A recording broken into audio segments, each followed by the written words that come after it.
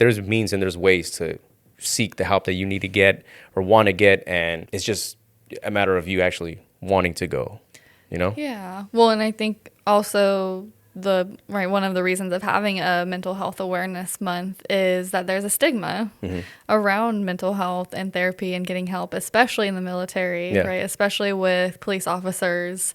It's this idea that something is wrong with you and that's not okay. But kind of like you had mentioned earlier, you know, if you break your bone and you got a bone sticking out, you go to the doctors to fix it. Yeah.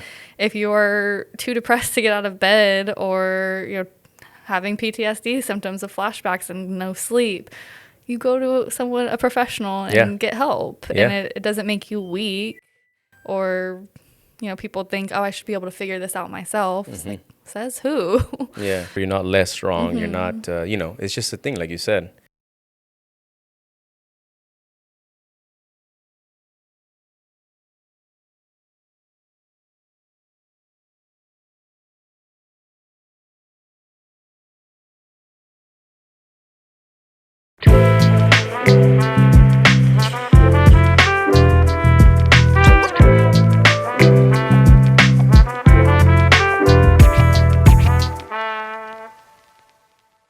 What's up, everybody? Welcome back to another episode of the Hypocritical AF podcast. I am your host, Albert Fig, and in this week's special episode, we have the return of podcast alum 3 times now, right?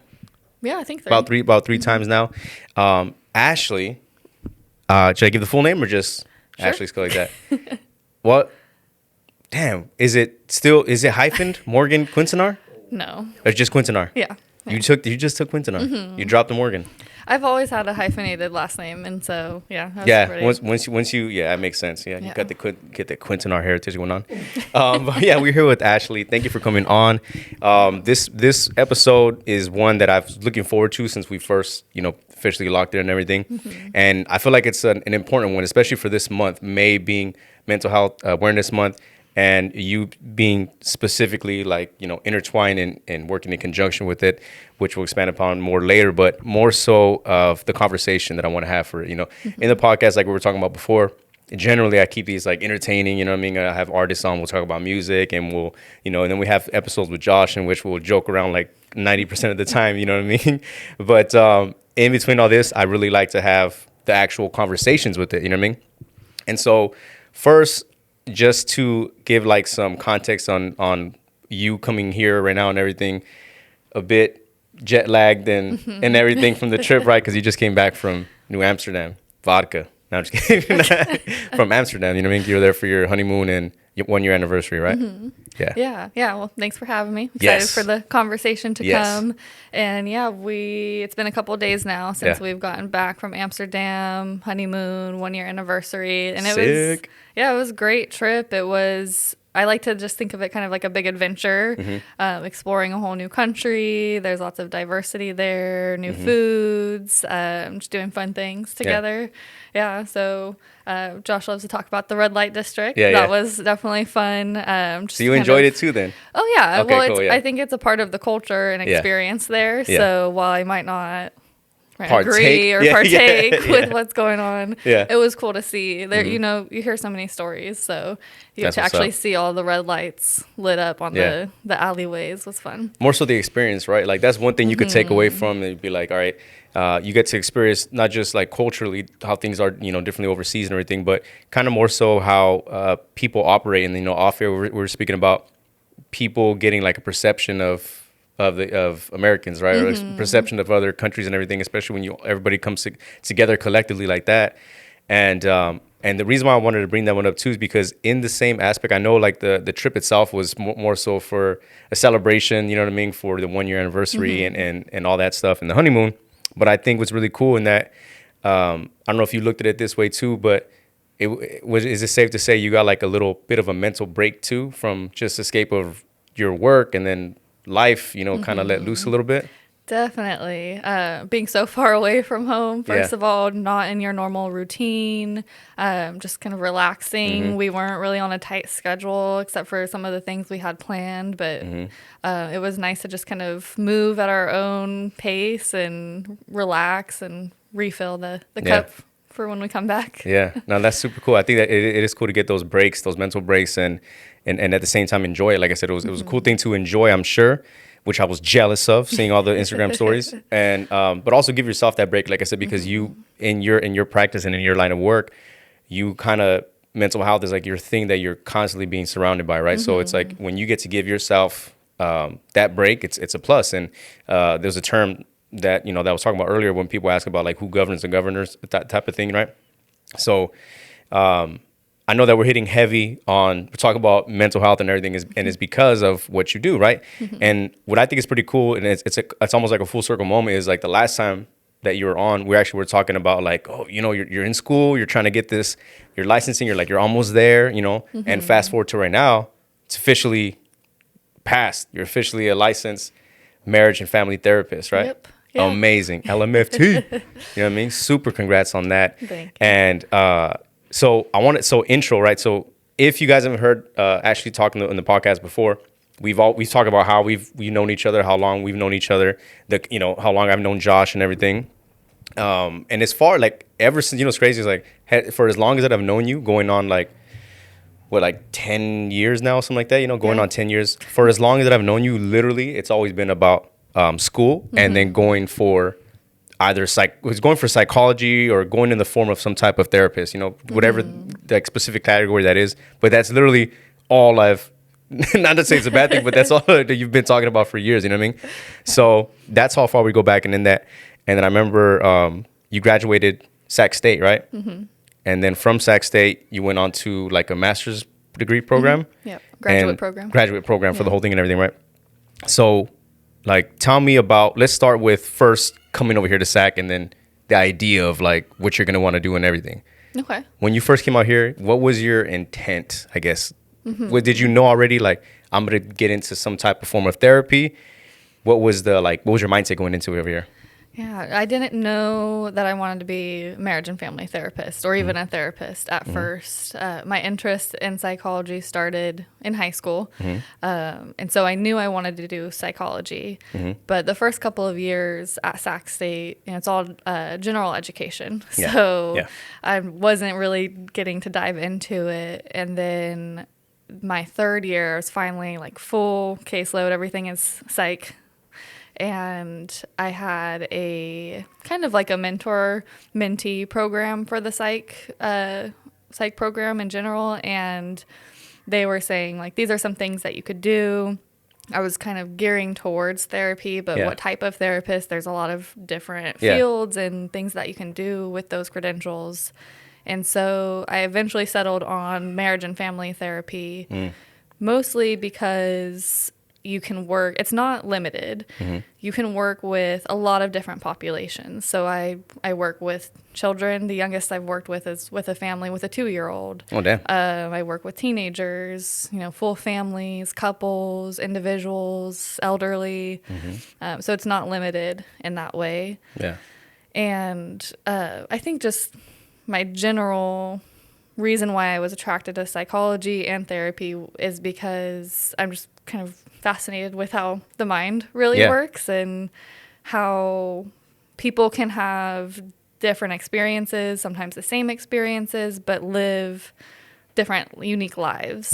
And a lot of it was from probably my own upbringing of having adversity and struggles and seeing myself compared to people who didn't have that and just where we ended up in life. And I just wanted to learn more about that and behavior. Interesting. Yeah. Yeah. Because it's a whole process jumping from, I don't even know if I could say necessarily a small town, but I'd say small area of, for where you come from to come into Sac, to come, for schooling, and then not just schooling to, specifically, like you said, not necessarily knowing exactly where you're going to go, but to figure it out and have an idea, like so much like a hub of what you're going to do, and then from there branch off, but in that too, it's what I find interesting in that too is that you kind of have to be really, not even kind of, you really do have to be really focused. But, a lot of times people get the perception of colleges and schools and stuff like that, and they're going for an education for sure, but they're trying to have a good time. You know what I mean? And that's not to say you weren't, because we definitely had some turn-up nights. You know what I mean? But in that too, you have to stay really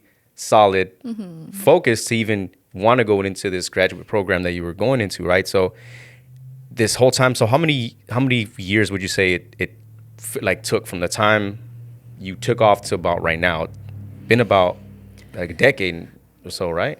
Yeah. Well, I started Sac State in 2013. Yeah. So so it was 4 years of undergrad. I had about a year off in between undergrad and graduate, and then 2 full years of graduate school, which is including summers, which is why I got through it so fast. And then after that you have to get 3,000 hours to become of working with clients in order to become a licensed marriage and family therapist, on top of law and ethics exam, theories exam, all of this. So it's been about 10 years in the make. I bring that up because I'm saying like that's pretty, not just, in the big picture of it, 10 years sounds like a lot, right? Which it is, but to be focused so much, to want to continue to do that and not to be like, maybe overwhelmed by everything, which I'm sure at times you were just like, man, fuck this, but not to be consistently with that and to want to continue, but to also have the urge to even see it full through at the end, like it's a lot, I'm sure, but also says something about you to be like, this is what I'm striving for. This is what I want to go for. And to still have that same, goal in mind as you did as day one, to see it fully through at the end, and still want, after the 3,000 hours, still want to be like, no, I still want to do this. Not so much of which, and I could say this from the outside looking in and from knowing you, it's not so much of like, I'm looking at like a paycheck. It's something that you genuinely enjoy doing and want to do and can see yourself doing, you know what I mean? Yeah. Which is solid. And I, like I said, 10 years of all that, encompass it with all of the amount of testing and the hours and everything. It's a lot, so it says a lot about you. Well, thank you. For sure. And so the graduate program, did you have to, I know you said about it before, like you were kind of doing a study like at a specific spot? So I went to classes until COVID hit in person here in Sacramento. It's called Alliant International University. So it's like a California school for professional psychology, essentially. And learned right there on the all spot about it there, and then started seeing clients there while still in school. That's like part of the process. So you're like, so what that falls into that 3,000 hour mark they were saying. So getting that practice and getting repetitions with people and everything. Yeah, you have to get it like 500 hours just to graduate of seeing clients. So you start within your second year of grad school, you start seeing clients. Wow. Yeah. That's crazy. I don't think I've ever been more nervous for anything else. My first session was a couple too, so I felt like I was a wreck. And at the end, they wanted to schedule another session. I was like, oh my gosh, that's good. Are you sure? Yeah. Okay, let's do it. And do you see people individually too? Yeah. So like, you did say that too, right? Individually, couples and families and from all ages and everything.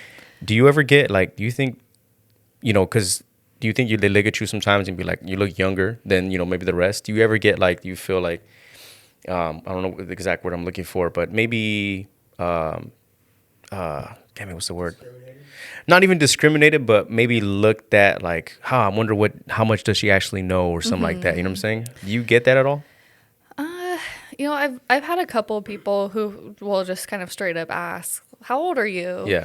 But I've been told by some supervisors, because we are supervised by licensed clinicians throughout all of those hours, that I don't, like, once I sit down with someone and can start talking to them in a session, I don't really give off that I don't know what I'm doing vibes. And so that really hasn't been too big of an issue. I think there is a lot of just people, like the general public, don't know that an associate marriage and family therapist, which is before you become licensed, can do really good work. Right. So they think, no, you have to be licensed.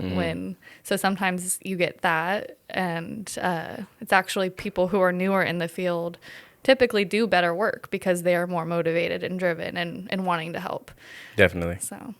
Yeah, no, I mean, I asked that too because just the curiosity of it, you know what I'm saying? Because I think outside looking in, a lot of people who haven't gone to therapy, I've been to therapy. I was fortunate enough to get, I did about 4, maybe 5 sessions. I'm pretty confident it was 4, but it was a program that they was being enrolled in at that time for military veterans, where they would cover therapy. And I remember at that time, I was I was only like maybe 3 years living here at that time.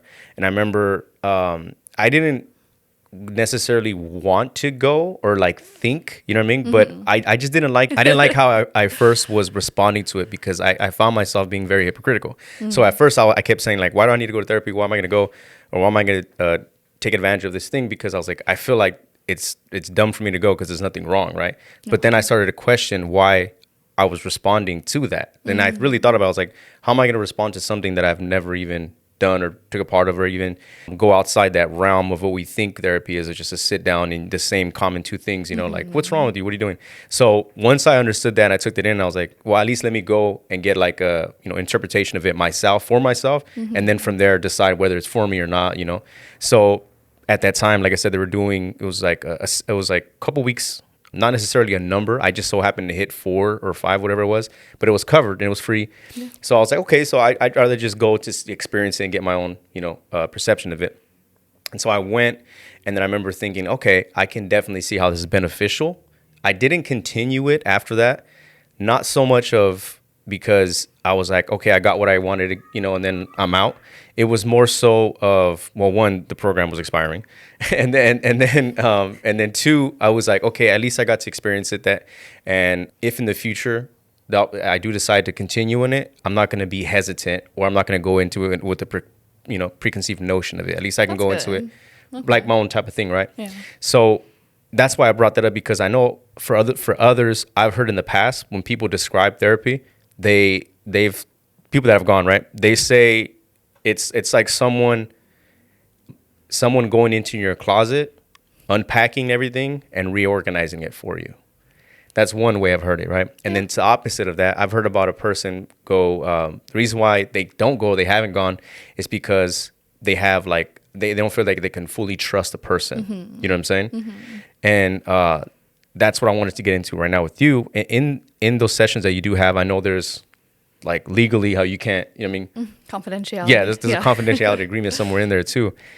But it goes back to, like I said, with people, if they look at you and like, how young, you know, is this? It's not so much of the experience thing, but like, is there trust issues in that too?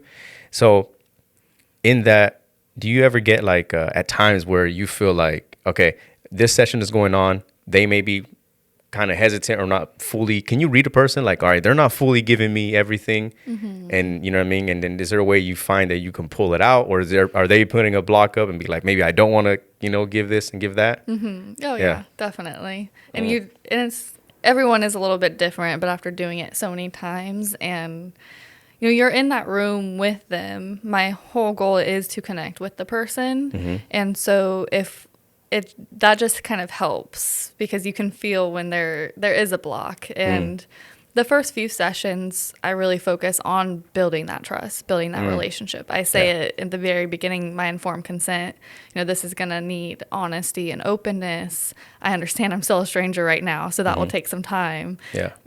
Like that's understandable. But I think, you know, people come to therapy for the most part to be able to be open and vulnerable in a place where there's no judgment and I'm validating their emotions. And for most people, that builds a pretty secure attachment, which is what my main goal is in the beginning. There are some people who are more guarded because of, you know, trauma. Trauma is one thing that I specialize in, for example. When that happens, I don't let it go for too long. You know, I kind of feel it out, but at a certain point, we need to make progress. So I will just typically straight up say, hey, I'm feeling like something is off today. You know, like maybe you have a wall up, or maybe you're uncomfortable. Like, what's going on? And just get right to it. Yeah. Well, I think also too is, you brought up a good point. It's, you know, you said specifically with trauma, right? And this is something that I learned throughout the years as I get older and everything. And maybe in the past, I kind of been less sensitive when people talk about trauma and everything, because in the past, maybe I'd compare it to like other stuff, and I could be like, well, you think this is trauma, then, you know, what about this? If you think this is that shit, you should have seen, you know what I mean? Well, we've been through, you know, blah, blah. But as I got older, and as I, you know, I think also more doing the podcast, like intaking in podcasts from listening to other podcasts, but also, you know, talking about it here, is that, which I'm sure you can speak to about more, is that we don't gauge a person's trauma. We don't know what their trauma is. Not, who's to say what is trauma? Like a person could have trauma from fireworks going off. You know what I mean? A person can have trauma from vehicles passing by, from being in a accident, or there's even relationship trauma. You know what I mean? That people can still fall victim to in the past that like I said, we don't necessarily understand fully. And then that's something that you specialize in more. I actually just saw something online from a previous episode that we did with baby JJ, the little boy that got attacked by the 5 pit bulls. They just posted something recently, like they were just recording the baby, and he was just like having fun and everything, and then he heard like dogs barking. You could see like this shift in his it changed, you know what I mean? And I was like, oh yeah, that's definitely some trauma that they're gonna have to deal with going forward as he gets older. But in that too, with trauma, like I said, that's just like how I said, like when the perception of it and how I've changed throughout the years and everything. Am I close to that? Is that good? That's about right? Well, so what you learn more about is there's big T and little t trauma. So, and I think, our whole understanding of trauma came from, the military and PTSD. For a long time, people didn't even realize you could have PTSD and not have been in the military. Yeah. So, there are some people who like to use the term lightly and be like, oh, I'm traumatized by something little. But everyone is kind of built differently and we have different skills. So some of us might be a lot more resilient than someone else. We can compare it or use the metaphor of like flowers. Like some people are an orchid that needs the perfect temperature and water and sunlight in order to thrive. And other people can have, whatever weather condition and still grow strong. Yeah. That's a good example. Yeah, it's one way. It's definitely a way to like visually see, right? For some people that maybe not understand, that's definitely a good visual representation of it. I know, like for me personally too, I didn't really. People ask me too, exiting out the military, they'd be like, "Do you have any PTSD? Do you suffer from this or some of that?" And it's just outside looking in is different from your own perception of it. So I mean, for a while, if you remember, like 4th of July, like I would hate being right directly underneath the damn fireworks. You know what I mean? Yeah. And it took a while for me to even get comfortable with that, because from afar, I was like, "Oh, those look great." You know what I mean? Until you're underneath it and you fully hear everything. That shit would always make me jump and flinch, from like stuff in the past. So that's one way, and people would be like, that's some type of form of PTSD, I guess. You know what I mean? It's a symptom. Yeah, it's a symptom of it. And then sleeping, I didn't know people. I thought, okay, what's the? So I flinched. Like, what's up with that? Like, okay, like it was just a noise. It caught me off guard, right? And so you look into it more, you know what I mean, and you can see like that's definitely, like you said, maybe another symptom and everything too. But even for trauma survivors that are like, let's just say car accidents, right? Because I know Lily, like being in the car accident and everything too, she's still to this day, like if we coming to like an abrupt stop, or if there's a car that's kind of merging on our lane that looks a little, she's still like automatically, without even really know, she just like will lean up and like will hold stuff, you know what I mean, and kind of go stuff like that. So there's definitely some stuff there, you know what I'm saying? And I think, like I said, with trauma and the different categories of it and everything, like I said, the big T, little t, I think it's just worth noting that people go through things a little bit different than others, so that's really what I was going for from that one. And and there's tons of other factors, like their support system, SES, race, all of these things combine into how well are you going to be able to deal with this event that turns your life upside down. Yeah. But I think too, that you're in an interesting position to where while you're this decade-long process of of getting all this education and schooling and learning and also adapting to it, in that too we had the pandemic, and like you said, like you were talking about the classes during the pandemic and everything, and I wanted to talk about what it was like transitioning, like exiting out of the pandemic, like post-pandemic in this field. Like, what was that like, Yeah. Okay. Yeah. So I had started seeing clients in June of 2019. So I had, 6, maybe 8 months. And then March of 2020 comes. And because I was still a student, they didn't want us going to see our clients in person, because I guess they maybe thought it was like a liability if we got sick. My nonprofit I worked at really didn't change at all. It was like, if you want to come in person, that's fine. But that was a big adjustment because I had not done really any telehealth sessions, which is just like the video chat.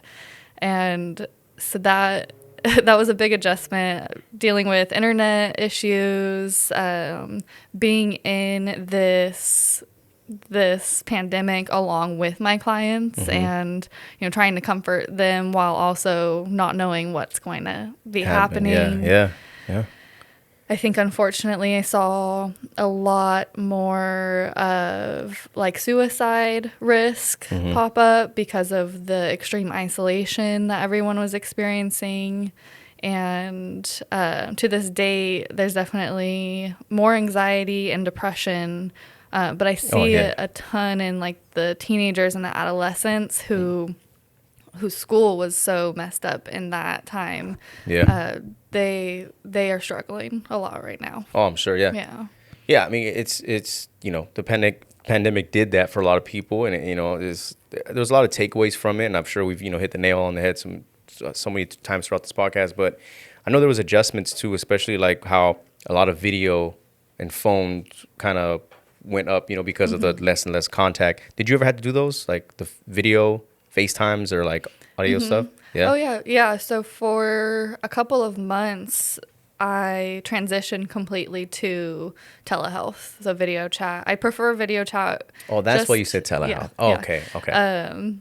Phone calls I'll do, but you want to see the person. That's part of the process. Yeah.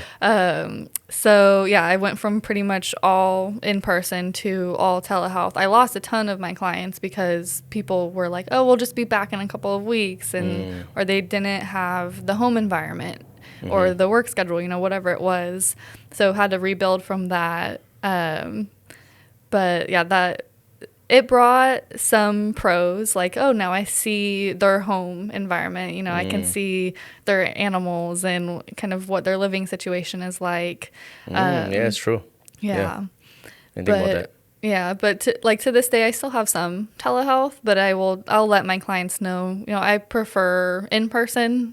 I think you can get great things from telehealth, but at the end of the day, there's a piece of therapy that is about a genuine, like, trustworthy relationship with your therapist, and you don't get all of the benefits if you're not in person. I mean, not only that too, but I'm sure, I don't know for sure, but I'm sure it's even more beneficial for some of your clients too. I'm sure they depend on wanting to see you and getting that that one-on-one connection, because you never know what they're going. I mean, you more than others, but I'm sure like we don't know necessarily what they're going through, and maybe for other people, maybe they don't feel 100% comfortable being around people, group environments, or friends. Not to say for good, but maybe temporarily while they're going through some stuff. Maybe they don't want to be that close to their roommate or their friend right now. Maybe it's just you're the only one that maybe might bring them comfort in that moment. So sometimes I'm sure they can be dependent, which then again too, I don't know if that's good or bad, right? Like, yeah, there's boundaries are very important within the therapeutic relationship. And so I've gotten some interesting advice from past supervisors on, if a client is very dependent on you. I try not to communicate between sessions. If there's an issue, I say, okay, we can schedule something sooner, or I'll just say, let's talk about that in session, because there's confidentiality issues. Yeah. But also I had a supervisor who was like, if you're their only secure attachment right now and only person giving them support, then why is that a bad thing to, have that send that extra text message or have that, 5-minute phone call. And that's where I'm not so much, I think, money driven in that of, oh, okay, we went over 5 minutes. That's going to be an extra $15. Yeah. Like it. I guess, the lines can get blurred right there though, right? It's a fine line, but blurry line at the same time, I'm sure, Interesting. So once you got past, like I said, exiting the pandemic and everything, when you had to adjust to all that, when did you know like stuff finally is, because I feel like when I ask this question, not like this is off air, like on the part, like if I talk to family members or friends, whatever, it's interesting because everybody has different points at times, right? So if I say like, when did it become back to normal for you? Like, what was your back to norm schedule, or just back to norm when you felt like, okay, we're officially out of the pandemic and everything? I don't think it has ever gone back to normal or the way it was before. Yeah. We were, I was in telehealth for a really long time, just kind of staying home. But I opened up before I think a lot of other people did, going back in person, and then just kind of juggled doing both. So I would usually go to the office and I'd have a couple of video sessions, a couple of in-person sessions. Right now I'm mostly in person just because of my new practice. But like as far as the things that people are bringing to session, like I said, with the adolescents, that's where I see like it's not back to normal for them. I don't think it really ever will be. This is the new norm. Yeah. No, that's true. The new norm. Yeah, going forward with it. But it's just curiosity on that one. Like I said, post-pandemic and everything, because like in your line of work, I'm sure at times there's just been adjustments on the fly. I'm sure everybody else had that too. But yours specifically in your line of work, and does it feel weird to say line of work necessarily, or do you look at it just like it's just the work? It's my career. Okay, yeah. So like with what you do, right, your line of work, it's a tricky thing because your adjustments are also another person's adjustments, right? There's like a whole trickle effect that goes with it. So it's not necessarily like we, fortunately in our trades or what we do for work, if something adjusts, we just go, okay, we just pivot, or maybe it doesn't affect anybody else, maybe our own household, but for you, it's like, it's a trickle effect, you know what I mean? And there's a lot of stuff that comes with it. And like I said, your stuff ranges from individual groups and stuff like that. So it's interesting to hear that, I guess you would say, from that one. And then now officially, licensed marriage family therapist. Yeah, you know what I mean? With that too, I'm wondering, does it all get at points for you, right? Do you kind of, I don't know if favor is the right word to use on this one, but preference maybe. Do you look at something that you're just like, I'd prefer to, deal specifically trauma, or I prefer to be, family oriented, or I specifically, with younger people? Is there a preference at all, or do you just go from what you feel comfortable in? Yeah. A lot of people recommend you have kind of like a specific focus. I don't like only accepting a certain client with a certain problem, because I think that gets kind of boring. But personally, I love working with couples, which is actually a rare thing in the MFT world, because they're challenging. You're working with two different people who are usually against each other, and you've got to find some neutrality and support them both. I know a few people who could use that, Oh yeah, just a couple. And then trauma work is another thing. So I have like certain specializations in, one is called brain spotting. And so it's different ways aside from just regular talk therapy to process and heal from trauma. I find those sessions, the couples and the trauma, the most rewarding.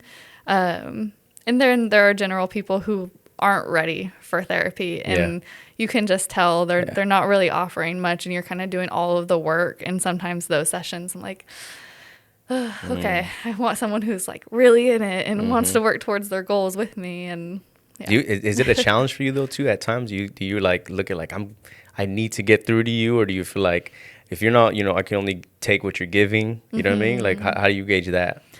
That's something you definitely, I think every therapist has to kind of learn throughout their work is, well, one, there's imposter syndrome. So how the hell am I going to help this person? Right, yeah. So having to remember, I have years and years of schooling and thousands of hours of practice and a special like knowledge to bring. Right. And then I think I forgot the rest of your question. Just about, like I said, like if you get a person that's like maybe you can't get through to them or they're standoffish, do you take that more so like as a challenge, or do you look at it like, okay, I'm only gonna take what you give? You know what I mean? Yeah. It varies with each unique client, but mostly you can't overextend yourself. You can't be the only one in the room doing the work. Yeah. If they're not ready for it, that I've had to learn, like, that's not a reflection on you as a therapist and your skill set, and if you're able to help the person or not. They have to bring some stuff to the table too in order to meet their goals. Yeah, no doubt. Yeah. I mean, it just makes sense, right? It's, you know, it's, you can't, I've always thought about that too. Like, maybe just from movies, when you see about people that comment stuff, there's a couch and someone's laying there and it's like, how does that make you feel? You know, there's like this, you know, that common theme that you hear there. But I wonder too, if there's ever a time where someone is just blank, like nothing, emotionless, not hearing anything.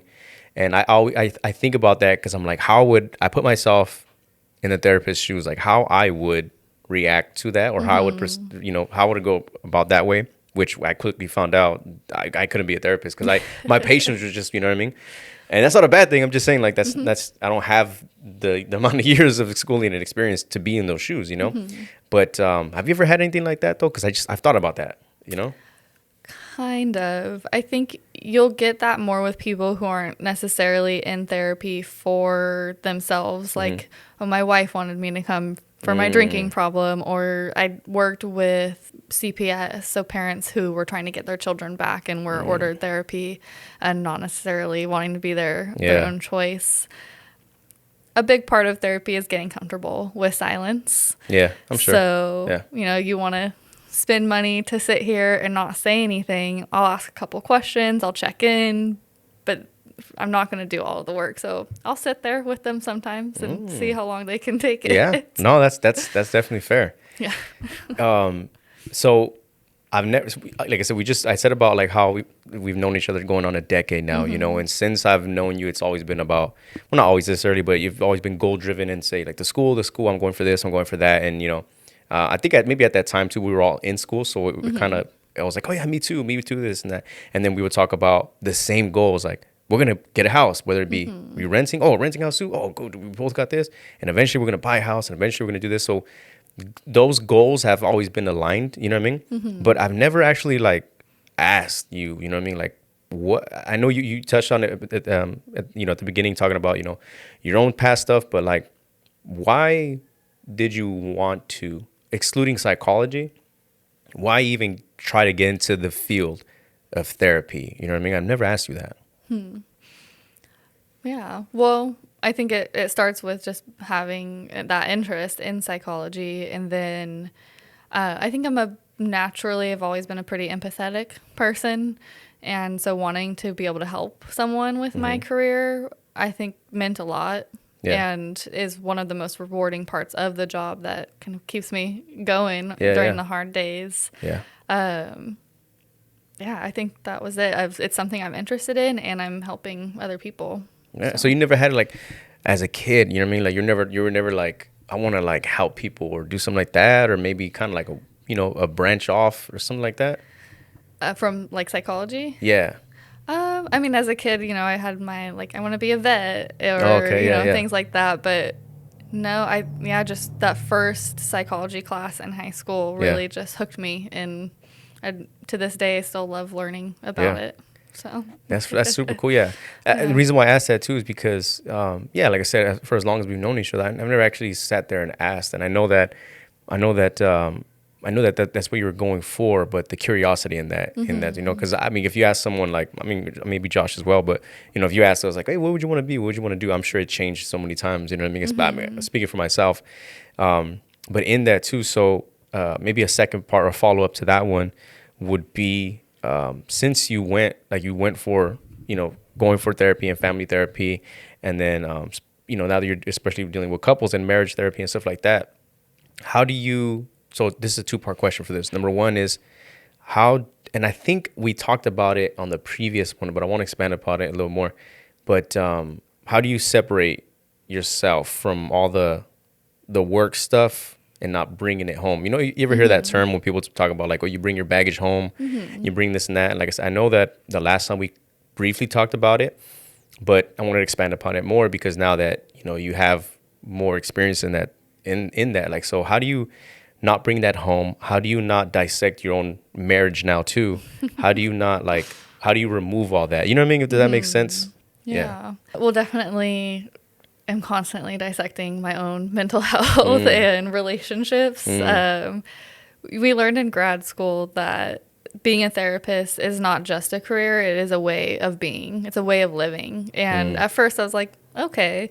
But as you learn these things and you connect it to yourself and then you put it in practice with other people, it really, like, I can't see past it. It is right. Now my you see way it, of living. Yeah. As far as, leaving work at work, it's definitely challenging sometimes. I think just like everyone else, there are times where I'll have a really difficult session or just day full of difficult sessions, and it comes home with me. For the most part, something happens with my brain when I'm in session where my own personal stuff just kind of clicks off, and I can just focus on the client, and I really enjoy that. I think that's something that helps me within this career, so I'm not in my own head about my own stuff instead of focused on them. Yeah. But sometimes, I think my first session that really hit me hard was a client who had a lifelong of trauma, and I was able to kind of hold it together in session. But the second I left and got in my car, I just started crying because it was just so heavy, and it is hard stuff. Yeah, I'm sure. Yeah. So I mean, that is, so you didn't, even in that too, you didn't like bring it home. So you kind of just left it there in yourself, like solidarity, or did it kind of trickle on when you got home and everything? Well, the great part about having supervision and still being in school during those years was that you have a huge support team of people who are going through the same thing as you, and you can talk about it. Of course, Josh at home was a huge support for me. It's different because, they don't, the people back home don't know what you're doing. So it's good to have friends and be close to coworkers and people in the field who can give you that type of support. But I'll just say, had a really difficult case. It's on my mind, and I'm worried about it, and I hope the person's okay, and wanting to do everything that I can. And sometimes it's hard to get those thoughts out of your brain when you're at home. Yeah, I'm sure. I mean, and it actually segues into the second part of this question, which was, that I wanted to talk about, which was, I used a reference earlier about the, who governs the governor, who polices the police. Not so much of like as a administrative or corrective thing, but like more so for you, like how do you seek your own as a therapist? What's your ways of therapy? Like what's your forms of, stress release? How do you kind of control your emotions and keep your mind intact when you're dealing with all this? You know what I mean? What's the therapy solution for the therapist? Well, therapy for one, definitely. I definitely have my own therapist, and a ton of my colleagues see a therapist as well. And I think that for me, that's a part of just really believing in the process and having a place where you can be vulnerable and work on yourself still, because you're constantly growing within this field. Yeah. Aside from that, I think what I have said before is, self-care. So just the things I spout off to my clients, I try to do myself.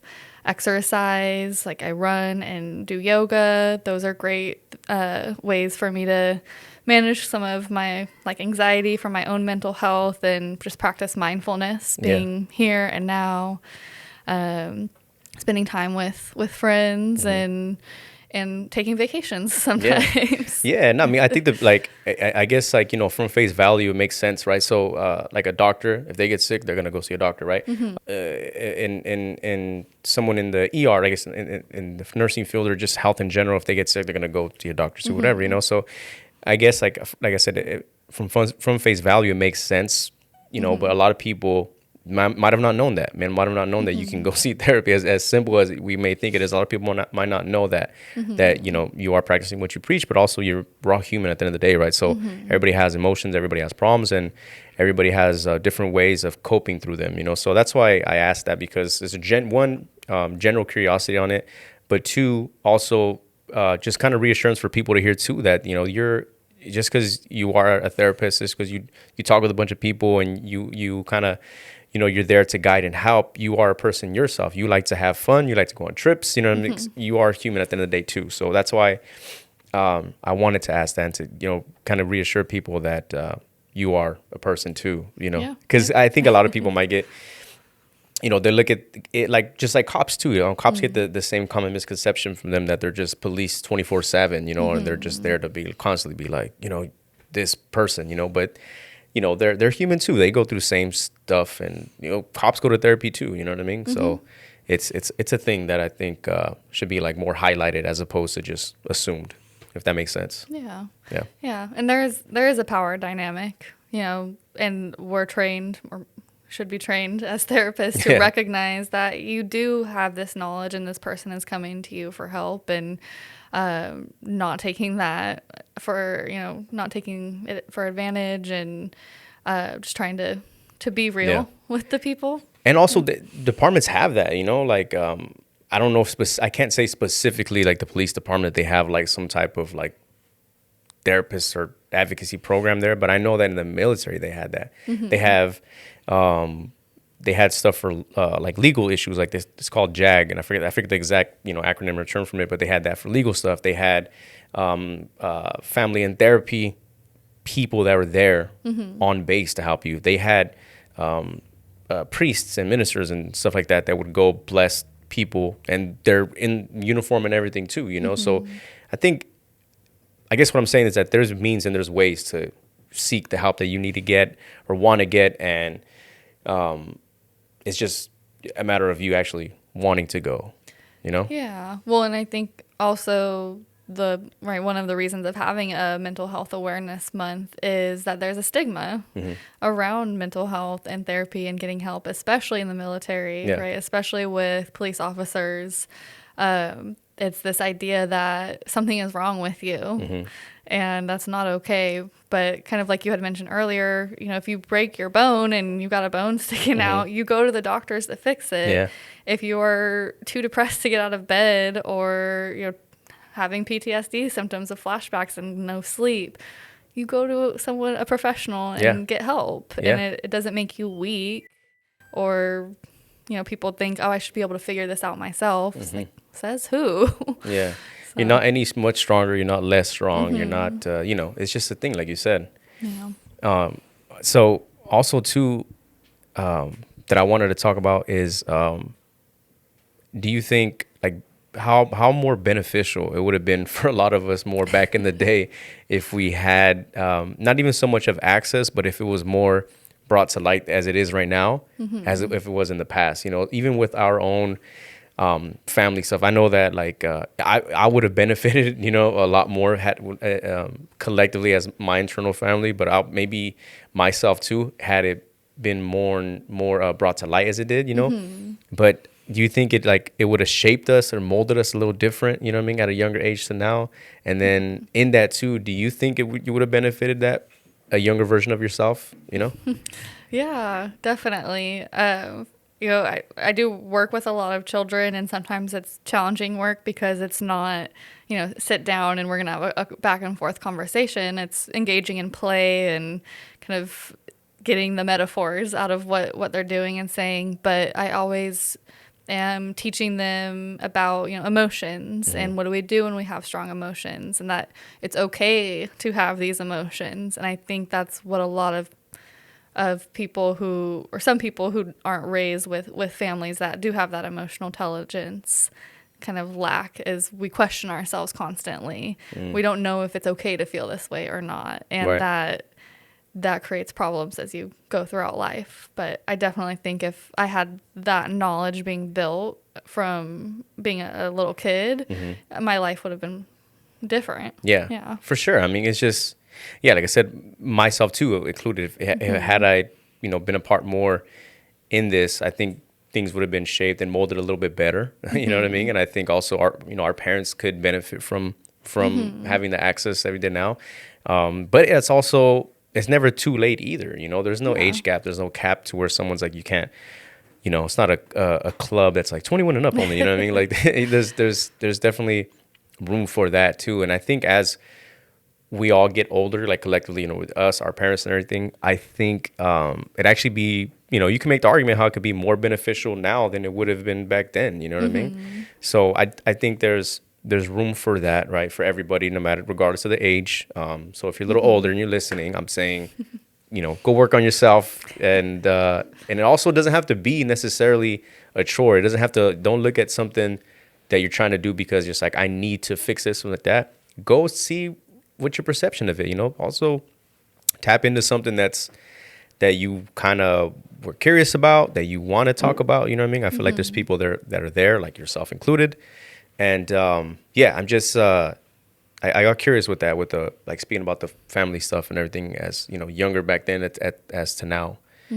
But I appreciate this month in general. I appreciate that this is mental health awareness month. You know, I think it's always being highlighted. I think I've talked about it plenty of times in the podcast before, how important it is. I know there's like a mental health a day. I think in October or something like that. There's a day specifically. I think it's also geared more towards depression. Yeah, exactly. Yeah, and I'm more glad that it's coming, like I said, more to light now. I think I've seen it more now, like in my family. Do you ever like, oh, actually, I'm sure you do, but you ever like look at people, not necessarily judgmental, but like kind of dissect what's going on with them and be like, this would be beneficial if you did, such and such, Yeah. Yeah. Yeah. Yeah. I mean, it's not like typically my go-to, but thinking, oh, this is your problem, this is your diagnosis. Yeah. But there are some people where it's just so in your face, signs, where it's like, whew, yeah, the signs, yeah. Yeah. I think in friends, family, whatever it is. I think we can see those signs. You know what I mean? And I think I've been there. I can get how it can be a bit hard, to tell a person like, hey, you should, not. There's this, but not to seem like narcissistic or not to seem like I'm better than you. You know what I mean? Because I'm sure there's a person that could look at me and be like, this would be beneficial to you and everything too, right? So I do get that too with other people. Not so much of me being like, you should do this and that. It's more so like, hey, like have you ever thought about this? Have you ever looked into, blah, blah, blah. Yeah. Yeah, I think a good example of that also leads into like our families is, I mean, as a therapist, I'm not going out and like therapizing all of my friends and family. Yeah. But what I will do is just kind of share my own journey or my own experience with it. And I've noticed that allows people to not be defensive and say, oh, you think something's wrong with me. It just kind of allows them to think about it a little bit differently and go, oh, yeah, that's an option for me too. And so I have multiple family members who have started their own therapy process. And we didn't talk about mental health growing up. So it's pretty big too. And I didn't say you need therapy. I didn't say here's a bunch of therapists. Yeah. They just kind of observed, and I shared what they wanted to hear, what they were open to hearing, and have been growing on their own. So it's like the stigma we were talking about earlier. Like back in the day, it was like if someone suggested therapy, or they automatically, not always, but they were somehow correlated to like mental health issues, anger management, some type of drug problem. They correlated to that. I can get it back in the day if they thought like that, because it wasn't so much in the forefront and brought to light as it is today. I remember specifically too, even as a kid, when I was living in Greenfield, I remember it was like, in Greenfield, I'll give you two occasions, one in Greenfield and one in high school too. I remember in Greenfield, there was some kid got in trouble, right? And they sent him to anger management classes. And I remember everybody collectively in the school was just like, oh, he's gone, like mentally not there. Like if he went to this, he's not all there. And then we were, so sixth fucking grade, sixth grade being like, this dude is going to be off the hinges. And then fast forward to like, even I remember when I first I was in high school and had to go before the expulsion board. I was going to get expelled and had to go before the expulsion board. And I had these like, I guess you would call them prerequisites to come back to. In order for me to come back, I had to go to 2 years of summer school. I had to maintain a B grade average, and they were like, and then I had got arrested too during that process. And I remember they were like, for me to not go to juvie and some shit like that, they were like, you're gonna have to suggest that you go to some type of counseling, whether it be anger management or the counselor there at school, which I thought was ironic. I was like, why am I gonna go see the counselor at the school when this counselor is supposed to be just for setting up like your schedules or something like that? So I was like, I don't think this is the right. I didn't end up having to go, but I did meet all those other prerequisites. And then even like I remember in the military too, they had, when someone was during training, right? They had this thing called there was a mental health building, but it was on a street, and I forget the name is slipping me, but it was like when someone wasn't there, all there mentally, they would get sent there, and then someone would be like, "Oh, they went to so and so." They would name the street, and then everybody would be like, "Oh, like he lost his mind already," because it was like a misconception of it. When really it was like, "Hey, he was just stressed the fuck out, freaking out from all this stuff." But they right away were just like, "Oh, you know what they would call it? They would say if they weren't naming the street, they would say the loony bin." Yeah. Which is fucking harsh to say even right now. You know what I mean, the loony bin, bro, that's crazy. Yeah. But that's what they would do. They would be like, "Oh, they sent him to the loony bin," and I was like, "Ooh, shit," you know what I mean? And then we really didn't see them after that.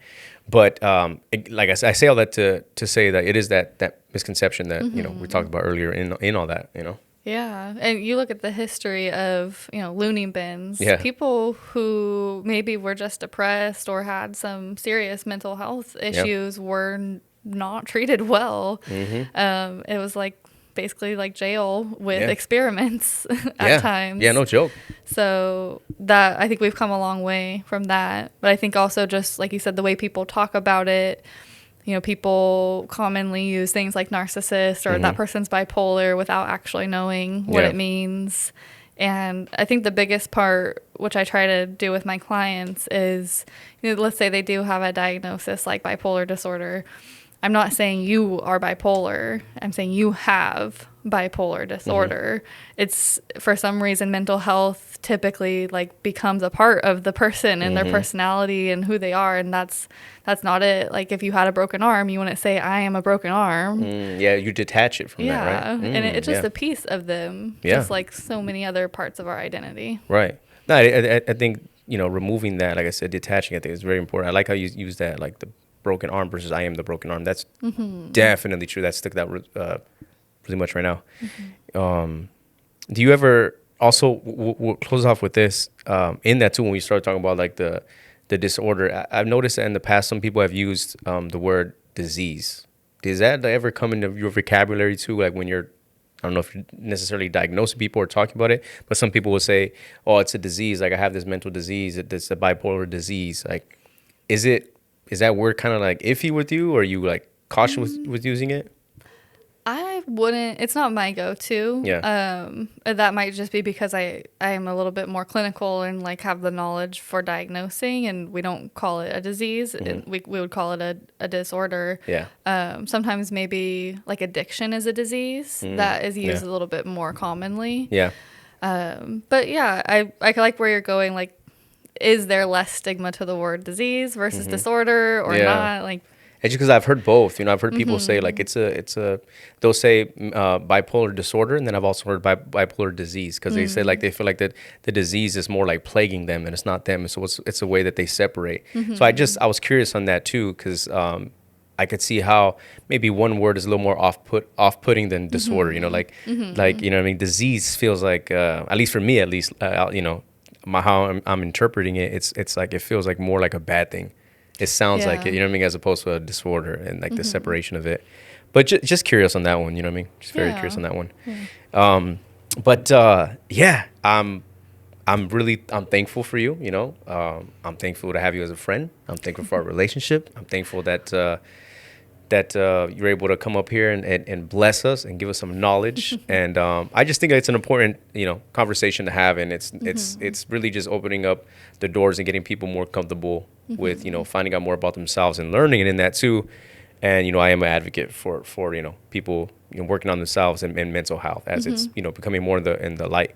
So appreciate you again. Thank you for creating the platform. Yes, to talk about it. Exactly.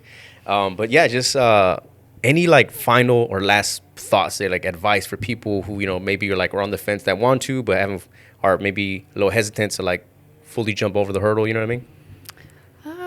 I think, you know, I like how you were just willing to have an open mind just to see if it could help or not. If you're struggling, this is just another resource. And so why not try it out? It might not be for you. But, you know, if there's something that you want to change in your life, then it's okay to get support from someone who has the knowledge and set goals and reach those goals. Yeah. Perfect. Well, that's it, y'all. Thank you for tuning in. Thank you for listening. I hope that you're able to grab some piece of information that can help you guys. And I hope that, you know what I mean, that you use the resources that are there. And if you didn't already, it's not too late to send them through Josh's Cash App, to send him the honeymoon money. You know what I mean? It's not too late. Send him some stuff. You know what I mean? But anyway, yeah, this is Ashley. Thank you very much. Y'all stay safe. Bye. Peace.